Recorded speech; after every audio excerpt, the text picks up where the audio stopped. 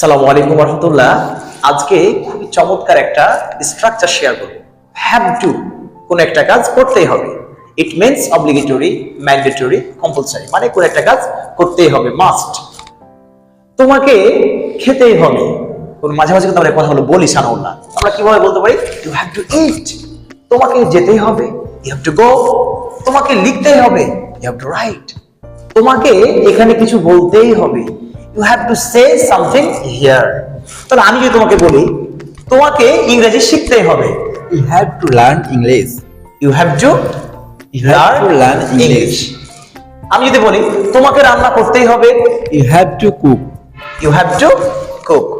এখন আমি যদি বলি তোমাকে আমাদের যে স্পোকেন কোর্স সেখানে ভর্তি হতে হবে, You have to admit our spoken course. You have to admit our spoken course.